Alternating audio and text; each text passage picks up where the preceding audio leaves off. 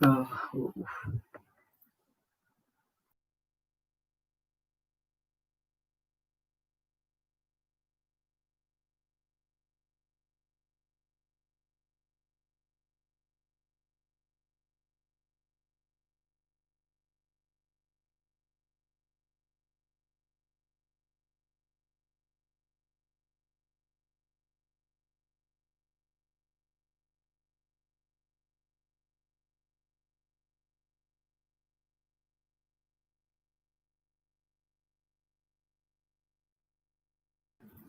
Hey, very good afternoon.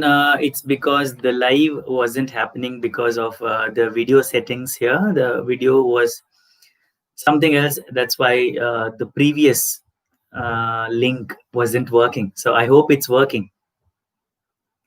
Now, no glitch happened. It's because of the link. I couldn't take out my photo.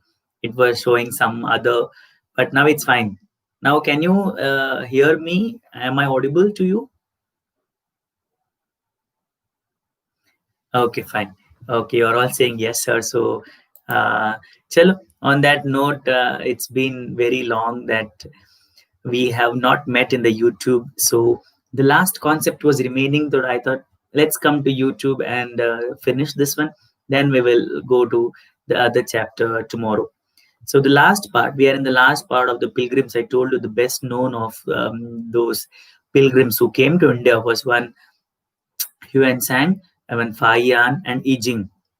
Three came to India, Huan Sang, Fa Yan, and I Ching. They're very famous.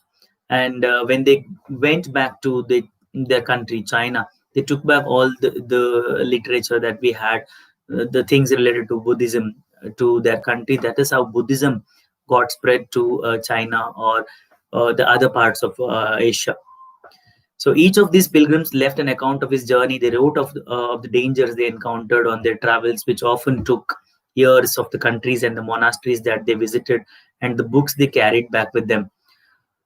Fahian came during the time of Chandragupta II, or else known as Vikramaditya, and Huan Chang came during the time of Kanishka, where the Buddhist council was going on. So he wrote about the Buddhist council. Now, how Fahian returned to China, there is a story given in your book. He started his journey from Bengal. He boarded a ship belonging to some merchants. They barely had traveled for 2 days when they were caught in a storm. The merchants began throwing their things so that the ships can be lightened, and so to save the ship from sinking. Fayan threw away all his personal things, but he clung on to books and the statues of Buddha that he had collected. Finally, the storm subsided after 13 days. This is how he describes the sea.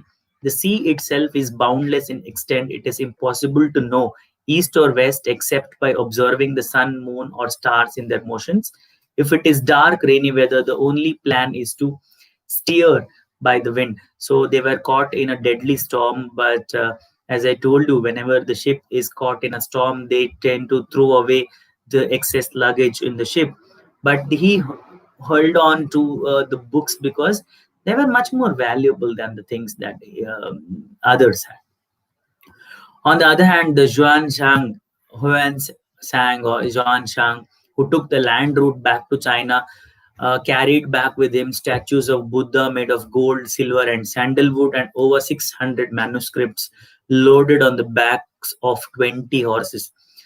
Uh, Over 50 manuscripts were lost when the boat on which he was crossing the Indus capsized. So he lost some of it, and the rest, other what he carried, he translated them from Sanskrit to Chinese. That's how they have deep knowledge about.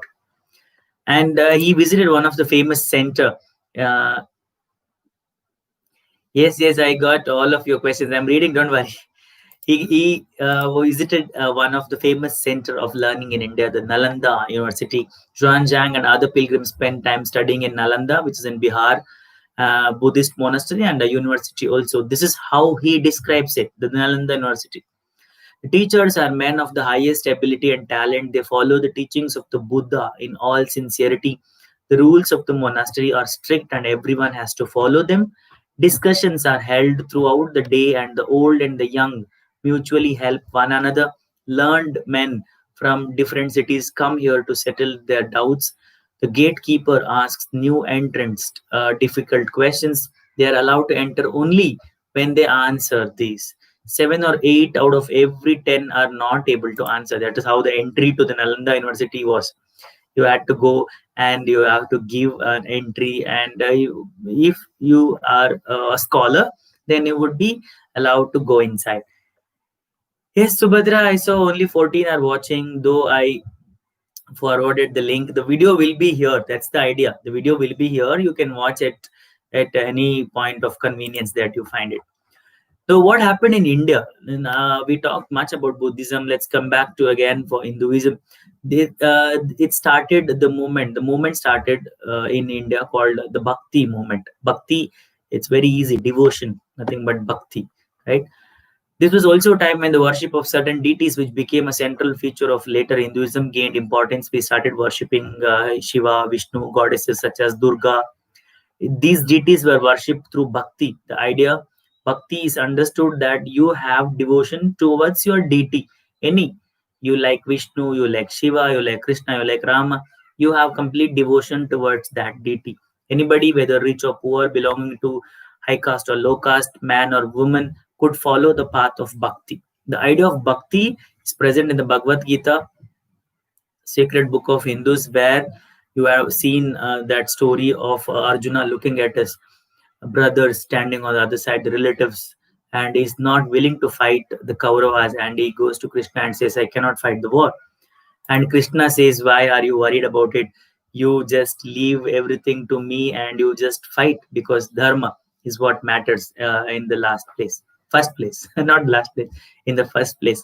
So you have read about it, you have seen it. He shows his complete avatar, and Arjuna is awestruck by looking into it, and then he takes his bow and arrow and kills his relatives. Those who followed the system of bhakti emphasized devotion and individual worship of God or goddesses rather than performance of elaborate sacrifices. Individual. According to the system of belief, if a devotee worships the chosen deity with a pure heart, the deity will appear in different form. It can be a human being, a lion, or a tree. In any form, the God will appear and grant you acceptance. That is why the deities are made in different forms. You have deities in the form of lion, Narsim, you'll see Vishnu in Narasimha avatar, or deity in the form of a tree. Can you name any tree which is worshipped as nearly equal to God? Is there any tree which is worshipped as God's tree?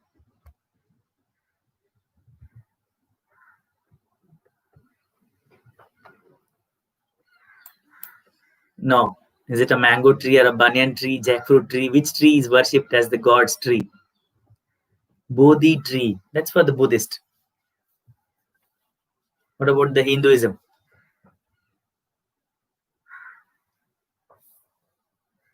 Neem tree. Not banyan tree, not neem tree. They do have them together, but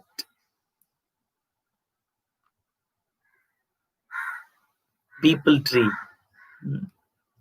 Devdar tree is called as the tree of gods. Devdar tree. Now, because of this idea of bhakti, we have made a lot of statues regarding the deities. Now you can see the statues being worshipped. They are in different forms. They are in the form of a lion, they are in the form of a tiger, or they are in the form of something else, tree, they are in the form of a human being. Very naturally, you will see they all look like us. The gods look like us. It's not we who look like gods, the gods look like us. Bhakti comes from a Sanskrit term called bhaj, meaning to divide or share. This suggests an intimate two-way relationship between a deity and the devotee. We are the devotee and Bhagavan is obviously the deity. Bhakti is directed towards Bhagavat. Bhagavat is God, but also means one who possesses and shares bhaga, literally good fortune. So Bhagavan, say Bhagavata. Bhagavata is we. Bhagavan is God.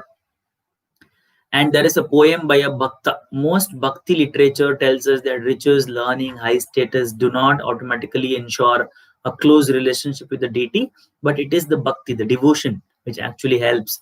You might have heard about Mirabai, right? Mirabai is very close to Lord Krishna, because Mirabai and Lord Krishna have that connection, Mira's devotion towards Krishna. Now, last, the deities are special. Those images of the deity were often placed within special homes, places that we describe as temples. Wherever you find the deities, that place is called a temple. Yeah, and we visit that temple, we worship that deity in Hinduism. In Christianity, it isn't there, and in Islam also, it isn't there. The idol worship isn't there. Bhakti inspired some of the best expressions in art, sculpture, poetry, architecture. So many wrote songs about Bhagwan, God, composed poems, wrote stories, made sculptures, biggest sculptures of God. They kept inside the premises, yeah, temple. The word Hindu. Now we'll get to the last one. That's the word Hindu. The word Hindu, like the term India, is derived from the word Indus. Indus is a river. That's why Indus say India, say Hindu. It was used by Arabs and Iranians to refer to the people who live to the east of the river. लोग Indus river के east में जो लिखते हैं उनको हिंदू बोलते हैं. So that brings to the end of the chapter. Tulsi is the plant. Okay. भगवान रहते हैं क्या? भगवान को प्रिय तो है. भगवान उसमें रहते हैं क्या? They will pray for one tree. I know the name. It is Kannada Banni tree. Yeah. In Dasara times, Banni tree में वो पूजा होता है.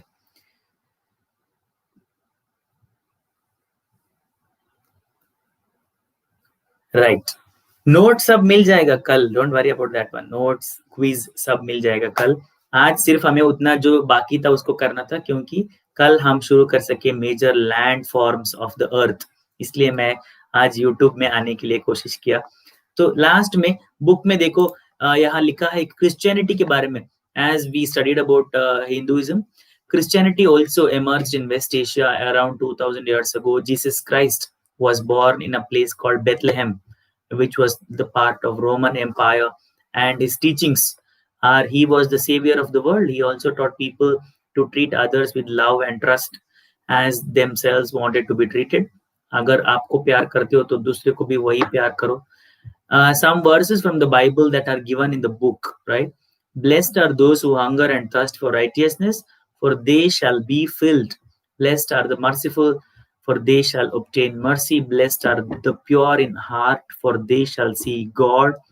Blessed are the peacemakers, for they shall be called sons of God.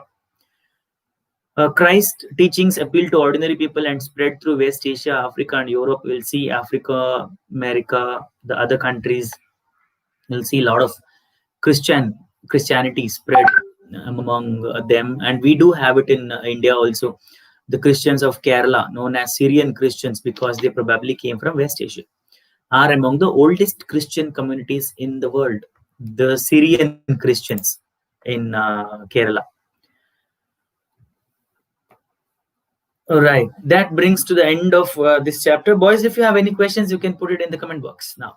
अगर कुछ questions है तो comment box में डाल सकते हो. Sorry for being troubling in the first time, क्योंकि वो वीडियो ओपन ही नहीं हो रहा था. That was troubling me. Then I had to go and reset it back to the webcam. Otherwise, it would have taken something else. That is why थोड़ा सा time लगा. Fine. Are you all fine now? It's okay. And what did we discuss today? I'll go back to revise about it. It is Fahian, Yijing, and about Yuan Sang, who came to India, and they took away all the Buddhist literature, all the Buddhist statues to China, and wrote about it. And they translated Sanskrit to Chinese. That's how they have more knowledge about Buddhism than we have. One. The second one is the spread of Bhakti. The spread of Bhakti in India, the Bhakti movement obviously is referring to the devotion of the devotee to the deity. Deity भगवान, devotee हम लोग. तो हमारे दोनों के बीच में जो होता है उसको भक्ति बोलते हैं. The only way to attain salvation or to attain mukti, moksha would be about bhakti. It's not rich. मैं कुछ ऑफर कर रहा हूँ भगवान को और भगवान मुझे मुक्ति देंगे ना, मैं पूजा कर रहा हूँ भगवान मुक्ति देंगे. No, it's the devotion, bhakti. And later stages bhakti movement, when they started creating the idols and they kept it in temples and they started worshipping it, idol statue worship शुरू हुआ. उसके बाद उसके ऊपर कहानियां बन गए, poems were created. Now you know भजन आप तो गाते होंगे ना, भजन were written on these idol statues के ऊपर, भगवान के ऊपर poems लिखे हैं. तो उन भजन को हम गाते हैं and we worship. And the idea that connects us devotees to the deity is devotion, bhakti. That makes us Bhagavata and the Bhagwan as Bhagavat. Yes. Okay, if you have no other questions, shall I wind it here and go to class 8 standard? Even I have one. 671. Actually, it was 669. Often, I think 2 people subscribed now. It will go down again. We need to go to 1,000. If I reach 1,000, then I can come live in my mobile phone only. Now I have to depend on my laptop to come to live. If I reach 1,000, I can come in mobile phone. Sir, what special 1K?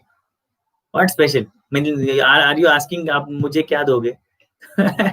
Mysore park चलेगा क्या? 1K होने से क्या होगा? Mobile से live आ सकते हैं. That's the biggest thing. Wherever you are, you can come live. But now it is not possible. Now you have to come to the system and sit down in front of the laptop. Chalo, take care, boys. The video will be saved here. You can come back and watch it. That's the idea of a YouTube live. That it will be here. अगर इसके बारे में questions हैं तो कल के class में हम clarify करेंगे. First 5 to 10 minutes we'll clarify the doubts regarding this one. Tomorrow in the 12 a.m. class, p.m. class, you'll get the quiz regarding this chapter and the notes also. So till then, it's goodbye from me and have a wonderful day.